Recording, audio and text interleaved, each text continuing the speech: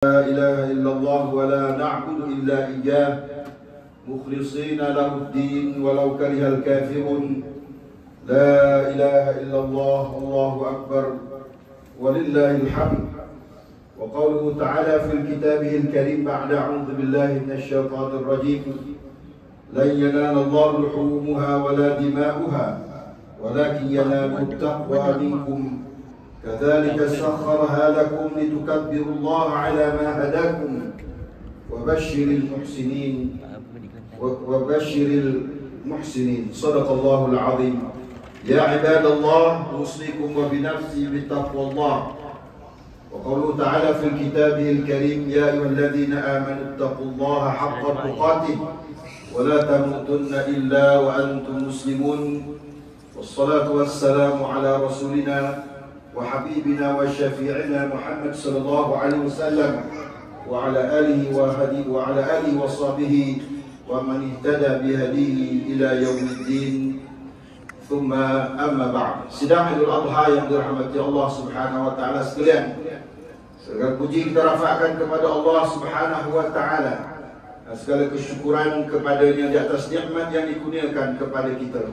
Salawat dan salam kepada Nabi kami dan Nabi kita semua, Nabi Muhammad sallallahu alaihi wasallam, dengan segala titah perintah yang disampaikan dari Allah Subhanahu wa taala dan segala sunah-sunah baginda sallallahu alaihi wasallam, maka hendaklah kita amalkan dengan sebaik-baiknya untuk menepati ciri-ciri orang-orang yang bertakwa kepada Allah. Sidang Idul Adha yang dirahmati Allah Subhanahu wa taala sekalian, alhamdulillah kita diberikan umur yang panjang untuk menempuhi 10 Zulhijjah, yang merupakan bulan yang terakhir dalam bulan-bulan Islam, yang mana saudara-saudara kita kini berada di Baitullahil Haram, yang sebelum itu tak berwukuf di Arafah bagi menunaikan suatu kewajipan daripada kewajipan rukun Islam yang 5. Mudah-mudahan Allah Subhanahu wa taala memuliakan kepada mereka dengan haji yang mabrur. Sidang Idul Adha mati Allah Subhanahu wa taala sekalian, sepanjang di dalam hari-hari tasyrik ini, bermula daripada 9 Zulhijjah itu semalam hingga hari ini dan sehingga kepada 13 hari bulan Zulhijjah nanti, kita akan berterusan untuk bertakbir memuji-muji Allah Subhanahu wa taala sebaik selepas salat, yang merupakan suatu perintah yang didatangkan oleh Nabi sallallahu alaihi wasallam, yang dipanggil sebagai takbir mursal, yang mana takbir muqayyad yang mengikuti setiap solat. Hatta solat-solat sunat juga kita disunatkan untuk bertakbir memuji-muji Allah Subhanahu wa taala.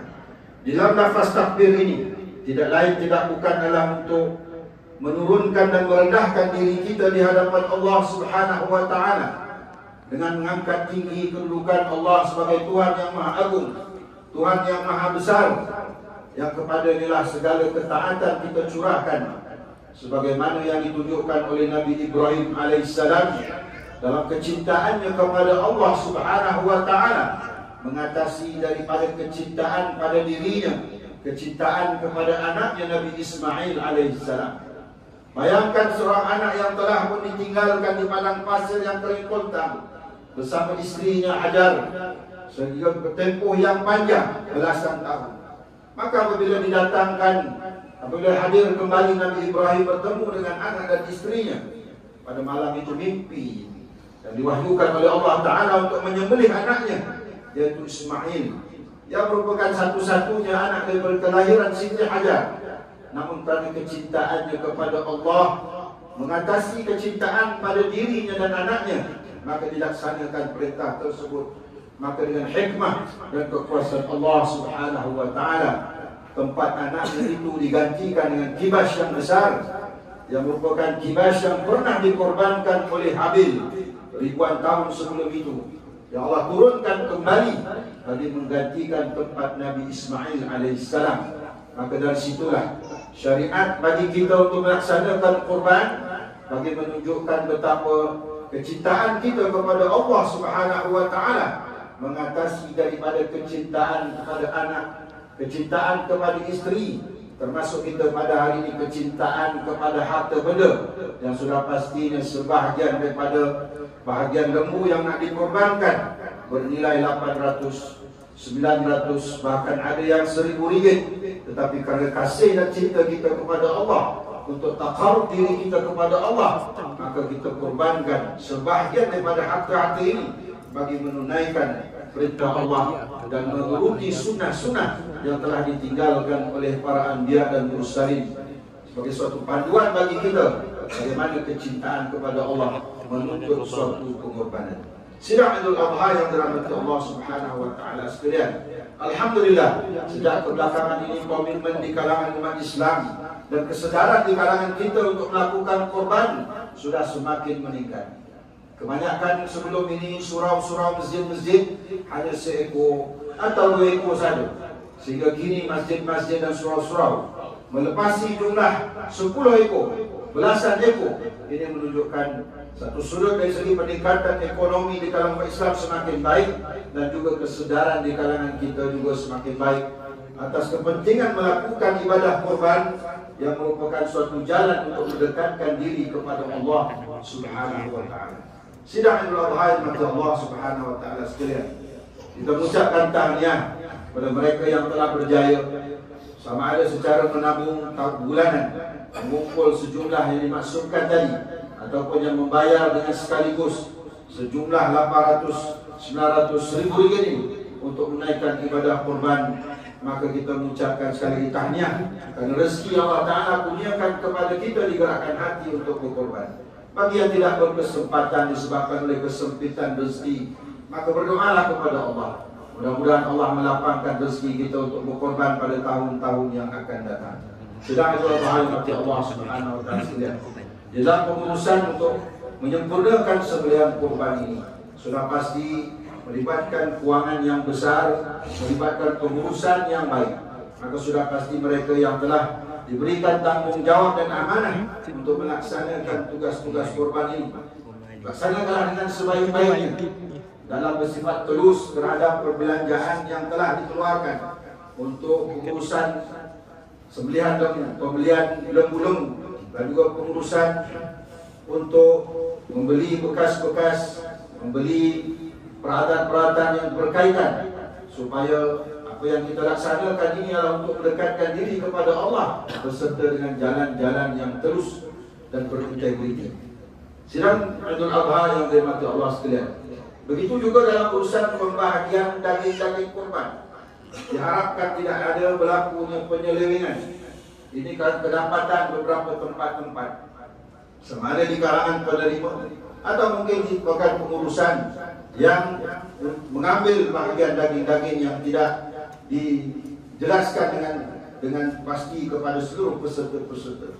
Contohnya pembahagian kaki, kepala, ekor dan sebagainya, adalah dengan telus diberitahu kepada pihak-pihak yang berkaitan bahawa bahagian-bahagian ini telah ditempah oleh orang-orang tertentu dan telah merelakan bagi mereka yang menjadi peserta, supaya semuanya berjalan dalam keadaan harmoni dan tidak timbul sebarang sakit hati atau tidak berpuas hati di kalangan para peserta. Di samping itu, bagi mereka yang menerima daging-daging korban, ucapkanlah terima kasih dan rafakkanlah kesyukuran dan berdoalah kepada Allah Subhanahu wa taala keberkatan rezeki kepada mereka yang telah berkorban. Mudah-mudahan Allah Ta'ala melapangkan rezeki mereka yang berkorban ini untuk berkorban lagi pada tahun hadapan, dan untuk memberi manfaat dan kebaikan kepada seluruh para jemaah yang ada di sekitar qaryah dan di sekitar surau masjid yang terbaik, yang terbagi.